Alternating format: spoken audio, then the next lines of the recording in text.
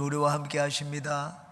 하나님이 함께 계시니 오늘도 우리에게 좋은 일이 있을 줄 믿습니다. 오늘은 요한복음 2장 12절에서 25절까지의 말씀 같이 보시겠습니다. 2장 12절부터 25절까지 우리 한 절씩 합독하겠습니다. 시작.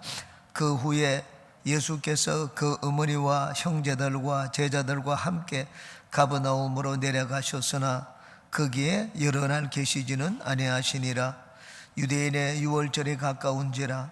예수께서 예루살렘으로 올라가셨더니 성전 안에서 소와 양과 비둘기 파는 사람들과 돈 바꾸는 사람들이 앉아있는 것을 보시고 노끈으로 채찍을 만드사 양이나 소를 다 성전에서 내쫓으시고 돈 바꾸는 사람들의 돈을 쏟으시며 상을 엎으시고 비둘기 파는 사람들에게 이르시되 이것을 여기서 가져가라. 내 아버지의 집으로 장사하는 집을 만들지 말라 하시니 제자들이 성경 말씀에 주의 전을 사모하는 열심히 나를 삼키리라 한 것을 기억하더라. 이에 유대인들이 대답하여 예수께 말하기를 내가 이런 일을 행하니 무슨 표적을 우리에게 보이겠느냐. 예수께서 대답하여 이르시되 너희가 이 성전을 헐라. 내가 사흘 동안에 일으키리라. 유대인들이 이르되 이 성전은 46년 동안에 지었거늘 내가 3일 동안에 일으키겠느냐 하더라. 그러나 예수는 이 성전된 자기 육체를 가리켜 말씀하신 것이라. 죽은 자 가운데서 살아나신 후에야 제자들이 이 말씀하신 것을 기억하고 성경과 예수께서 하신 말씀을 믿었더라. 유월절에 예수께서 예루살렘에 계시니 많은 사람이 그의 행하시는 표적을 보고 그의 이름을 믿었으나 예수는 그의 몸을 그들에게 의탁하지 아니하셨으니 이는 친히 모든 사람을 아시며 또 사람에 대하여 누구의 증언도 받으실 필요가 없었으니 이는 그가 친히 사람의 속에 있는 것을 아셨음이니라. 아멘. 오늘은 성전 청결 사건에 대해서 같이 살펴보고 은혜를 나누겠습니다. 공간복음서에 의하면 성전을 청결하게 하는 사건은 예수님의 공생의 사역 마지막 때 있었던 일입니다. 예수님이 마지막 유월절을 지내기 위해서 예루살렘으로 올라가시고 들어가셔서 성전을 청결하게 하셨습니다. 그런데 요한복음에는 그것이 맨 앞에 기록되어 있습니다. 그 요한복음은 이 사건을 예수님의 행적을 시간의 순서대로 기록한 복음이 아닙니다. 모든 것을 요한은 재배치했습니다. 재배치해서 신학적으로 재구성하고 그리고 영적인 것이 아주 강하게 나타납니다. 그 지난 가나의 혼인잔치 때도 앞에 있는 사건에서 예수님은 당신의 몸을 피를 줄 것을 말씀을 하셨습니다. 피를 줄 것. 그리고 여기에서는 예수님이 이 몸을 흘러 자기 육체를 주실 것을 말씀을 하셨습니다. 피를 주시고 육체를 주시는 것. 마지막 예수님이 제자들과 함께 성찬 예식을 갖고 십자가의 사건을 말하고 있습니다. 그런데 맨 나중에 일어날 그 사건을 요한복음에서는 맨 처음에 맨 앞에 2장에 그것을 얘기해 놓았습니다. 그 요한복음은 영적인 복음이라고 합니다. 모든 것을 재구성한 것을 또 우리가 여기서 볼 수가 있습니다. 이제 한 절씩 보겠습니다. 12절. 그 후에 예수께서 그 어머니와 형제들과 제자들과 함께 가버나움으로 내려가셨으나 거기에 여러 날 계시지는 아니하시니라. 예수님이 형제들과 제자들과 함께 가버나움으로 내려가셨다고 했습니다. 가버나움은 예수님의 기적을 많이 행한 곳입니다. 그러므로 가버나움에 형제들과 같이 있었기 때문에 형제들이 예수님이 행하시는 그 사역을 보았을 것입니다.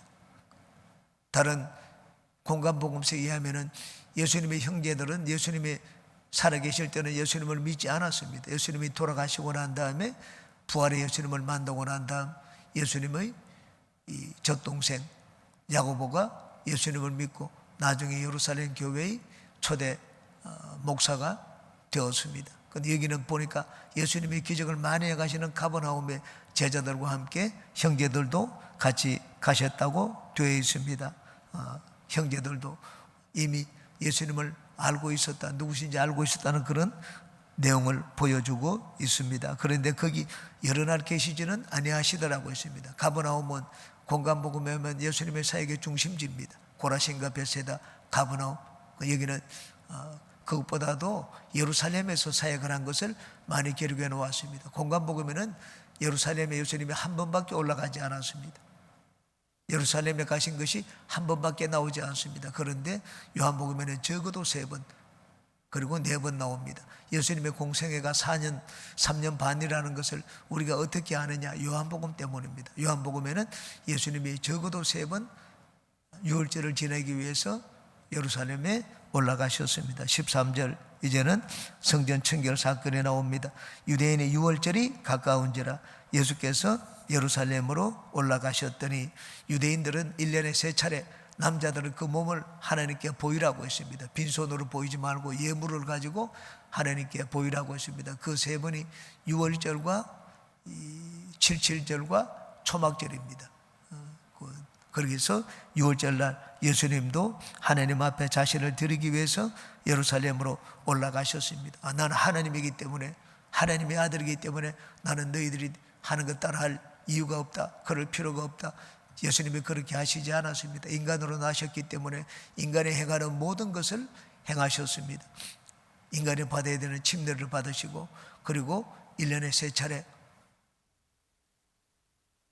명절에 하나님을 예배하라고 하니까 하나님을 예배하러 가셨습니다. 14절에 성전 안에서 소와 양과 비둘기 파는 사람들과 돈 바꾸는 사람들이 앉아있는 것을 보시고, 이 성전 안은 이방인의 뜰입니다.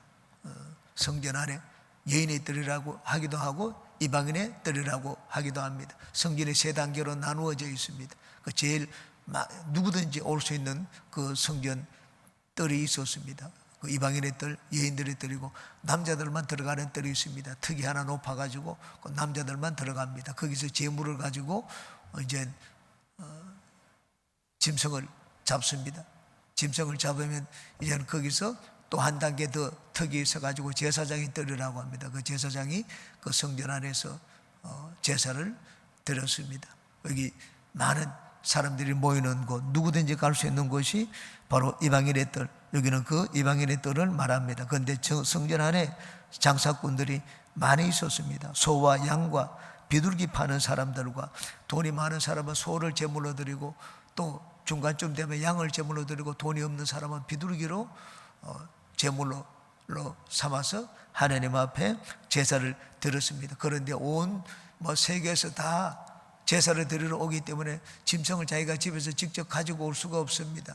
처음에는 그렇게 했지만 나중에는 불편했습니다. 짐승들을 데리고 오는 것이 시간도 많이 걸리고, 그래서 이들에게 편의를 봐주었습니다. 짐승들 살 돈을 가지고 와서 성전에서 짐승들 돈으로 사가지고 제물로 바치면 된다. 얼마나 편리합니까? 백성들의 편의를 봐주기 위해서 성전 안에서 이 제물을 팔았습니다. 그리고 이 당시에 많은 사람들이 그냥 성전 안에서 제물을 사지 않으면 안 되게 되었습니다. 왜냐하면 제사장이 제물을 드리는 그 제물을 검사합니다. 흠이 있는 것이나 점이 있는 것이나 다리가 쩔뚝거리는 것이나 이런 흠이 있는 제물은 하나님에게 드리지 못하게 했습니다. 그 자기가 제물을 가지고 오면 제사장이 판정을 합니다. 이거는 부적격하다. 제사장이 판정을 내리기 때문에 그런 이 위험도 있습니다. 혹시 불합격, 부적격 판정을 받으면 어떻게 하느냐. 그래서 이들은 제물을 가지고 오지 않고 성전에서 제물을 샀습니다. 돈 바꾸는 사람들이 앉아있는 것을 보시고, 이 많은 흩어진 유대인들은 그 지역에서 그 지역의 화폐를 사용을 했습니다. 그런데 성전 안에 들어오면 이제는 성전 세계를 사용을 해야 됩니다. 그래서 그 앞에서 하나님께 드리는 돈을 환전을 했습니다. 우리도 다른 나라 가면 그 나라 화폐를 환전을 합니다. 환전을 해서 사용하는 것처럼 여기도 환전을 했습니다. 남자들은 성전 세를 내었습니다. 반세겔, 반세겔은 2데나리온, 즉 노동자 이틀 분량의 이 금액입니다. 그 반세겔을 내야 되고, 성전 화폐로 바꾸어서 내어야 했습니다. 그래서 여기는 환전상들이 그 성전 안에 있었습니다. 예수님의 그 광경을 보셨습니다. 15절에 노건으로 채찍을 만드사 양이나 소를 다 성전에서 내쫓으시고 돈 바꾸는 사람들의 돈을 쏟으시며 상을 엎으시고 성전에서 장사꾼들이 막 북적거리고 또 거기에서 줄을 서가지고 그 돈을 바꾸고 또 재물을 사는 광경을 봤습니다. 하나님의 성전은 기도하는 집인데 이마 장사꾼들로 북적거리는 것을 봤습니다. 그리고 또 그렇게 하면 그 중간에 이 세금을 걷습니다. 이들에게. 그러니까 서로가 금전적인 그 이익을 취하기 위해서 모인 사람들이 여기 많았습니다. 그래서 예수님이 이들을 다 성전에서 내쫓았습니다. 예수님이 의분을 쏟아부었습니다. 16절에 비둘기 파는 사람들에게 이르시되 이것을 여기서 가져가라. 내 아버지의 집으로 장사하는 집을 만들지 말라 하시니 비둘기 파는 사람들, 이 노건으로 소나 양은 때려가지고 짐승을 내쫓았습니다. 그 비둘기는 노건으로 때리지 않았습니다. 그럴 필요도 없었습니다. 그리고 비둘기 파는 사람들은 이 아주 금액이 작습니다. 가난한 사람들을 위한 이 재물입니다. 가난한 사람들을 위한 재물은 예수님이 막 내쫓고 날려 보내지를 않았습니다. 그냥 말씀으로만 하셨습니다. 이게 큰 돈을 만지는 자들, 이게 교회에서 큰 이익을 내어보겠다 하는 그런 자들은 다 채찍으로 양이나 소를 내쫓았습니다. 내 아버지의 집으로 장사하는 집을 만들지 말라 하시니, 이 교회는 장사하는 곳이 아닙니다. 교회에서 내가 무슨 사업을 해가지고 금전적인 이익을 취하겠다, 그런 이 마음을 가지면 안 됩니다. 그 예의도에서 옛날에 이 소금 장로라고 불리는 분이 있었습니다. 소금 장사를 해가지고 돈을 많이 벌었습니다. 이분이 또 믿음도 좋았습니다. 또 이 사업을 하는, 건축을 하는 분이었습니다. 교회 건축을 하는데 조영기 목사님이 이분을 신뢰해서 이분에게 일을 맡겼습니다. 근데 그걸 시기하는 사람이 있었습니다. 그걸 시기하는 사람이 이분의 집에다가, 김승욱 장로의 집에다가 웬 보따리를 하나 보내었습니다. 그 보따리를 받아가지고 봤는데 거기서 뱀이 나왔습니다. 더 이상 교회에 있으니까 이 경쟁하는 다른 사람들이 시기해서 그렇게 하는 걸 봤습니다. 자기는 조영기 목사님 사랑하고 조영기 목사님 설교도 참 은혜스러워서 너무 좋은데 자기가 여기서 이런 일이 생겼기 때문에 내가 목사님 우리 교회를 계속하여 다닐 수 없겠습니다. 그래서 진짜 눈물을 머금고 교회를 제가 떠나겠습니다. 이렇게 해서 온누리 교회로 갔습니다. 그 일로 인해서 여의도에서는 법을 만들었습니다. 일체 모든 이 공사를 할 때 여의도 순복음교회 교인들에게는 공사를 맡기지 않는다, 그런 법을 만들었습니다. 나중에 또 그 법을 바꾸었습니다. 세상 사람들에게 일을 맡겼더니만은 공사를 하는데 교회 앞에서 고사를 지내고 공사를 합니다. 그래서 이렇게 하나님을 믿지 않는 사람들에게 일을 맡겨서 되겠는가? 또 법을 바꾸어서 지금은 여러 업체가 있으면 한 사람에게 다 주지 않고 순번을 정해가지고 1, 2, 3, 4, 5, 6 10개의 업체면 10개 업체에 돌아가면서 이렇게 일을 맡기는 그런 체제로 만들었습니다. 왜 교회 그런 일이 생기는가? 교회 이권이 개입되니까 그렇게 참 그런 일이 생기는 것을 봤습니다. 여기도 이 교회 이 성전에서 재물을 파는데 이권이 개입됩니다. 그 이권을 위해 가지고 내가 그 자리를 차지하겠다, 자리를 차지하기 위해서 뇌물을 바치는 것도 있을 것이죠. 이 교회 하나님을 만나러 오는 것이 아니라 돈을 벌기 위해서, 교회에서 돈벌이 하기 위해 가지고 오는 자들이 있는 것을 봤습니다. 교회가 작으면 그런 일이 없지만 크면은 그런 일이 생기는 것을 봤습니다. 여기 당시에 그런 일이 있었습니다. 17절에 제자들이 성경 말씀에 주의 전을 사모하는 열심히 나를 삼키리라 한 것을 기억하더라. 이 말씀은 시편 69편 9절에 있는 말씀입니다. 주의 집을 위하는 열성이 나를 삼키고 주를 비방하는 비방이 내게 미쳤나이다. 다윗이 한 고백입니다. 다윗은 주님을 사랑했습니다. 주님을 사랑해서 자기는 이렇게 좋은 집에 가는데 하나님은 저 천막에 가는구나. 내가 주님을 위해서 집을 지어주겠다. 그래서 성전이, 솔로몬 성전이 생기게 되었습니다. 다윗은 피를 너무 많이 흘렸기 때문에 그 손으로 성전을 지을 수는 없다. 내 아들에게 성전을 짓도록 하라. 그래서 다윗이 하나님의 말씀을 듣고 모든 재산을 물려주어서 솔로몬으로 하여금 성전을 짓도록 만드셨습니다. 주의 전을 사모하는 열심이, 예수님이 그렇게 행하는 행동, 다윗이 그런 이 고백을 한 것처럼 바로 예수님이 그런 마음으로 주의 전을 사모하는 그 뜨거운 마음으로 이런 행동을 하셨구나 하는 것을 알게, 깨닫게 되었습니다. 18절에 이에 유대인들이 대답하여 예수께 말하기를 내가 이런 일을 행하니 무슨 표적을 우리에게 보이겠느냐. 이런 일을 할 수 있는 자는 하나님이 보내신 선지자 외에는 없습니다. 하나님이 보내신 선지자는 이 유대인 이 종교 지도자들의 그 지시를 따르지를 않습니다. 하나님의 지시를 따르기 때문에, 하나님 말씀을 전하기 때문에 두려워합니다. 침례 요한도 이들은 두려워했습니다. 백성들이 하나님이 보낸 선지자라고 생각을 했습니다. 당신이 하나님이 보낸 선지자라는 증거를 우리에게 보여달라고 했습니다. 신명기 18장에 하나님이 보내신 선지자는 이 표적을 보여야 됩니다. 하나님 이런 말씀을 하셨다고 하고 표적을 보이지 않으면 그는 가짜니 그를 돌로 치라고 말씀을 했습니다. 그 하나님이 보내신 선지자이면 말하고 그 말하는 것이 그대로 이루어지는 그 표적이 있을 것이라고 했습니다. 이 표적, 내가 진짜 하나님이 보낸 선지자이면 하나님이 보내셨다는 표적이 무엇인지 우리에게 보여달라, 그렇게 요구를 하였습니다. 19절에 예수께서 대답하여 이르시되 너희가 이 성전을 헐라 내가 사흘 동안에 일으키리라. 이 성전은 예수님의 몸을 말합니다. 사흘 동안에 일으킨다는 건 부활을 말합니다. 우리는 지금 보면 누구든지 다 합니다. 그런데 제자들은 이 당시 이 말씀의 의미를 알지를 못했습니다. 이 요한복음 2장의 앞에서는 가나 혼인잔치에서 예수님의 포도주를 주실 것을 말씀을 하시고 당신이 피입니다.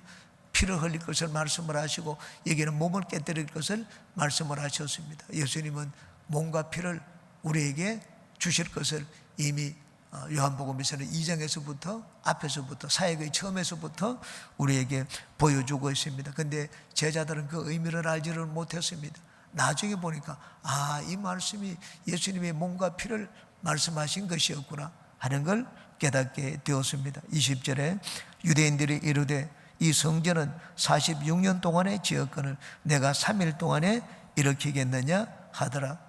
이 주전 19년부터 26년까지 이 46년 동안 이 성전이 지어졌는데 이걸 헐면 내가 사흘 동안에 일으키겠느냐.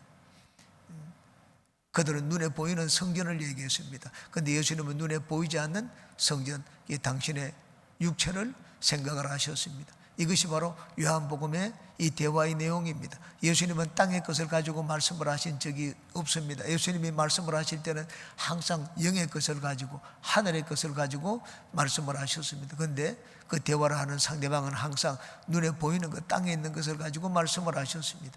이 무리들은 땅에 눈에 보이는 성전을 가지고 얘기했고 예수님은 하나님이 거하시는 성전, 당신의 육체를 가지고 말씀을 하셨습니다. 예수님의 이 발은 성전을 헐면 내가 3일 만에 일으키겠다. 이 발언은 신성 모독적인 발언입니다. 유대인들이 진짜 최고로 유산으로 여기는 두 전통이 있습니다.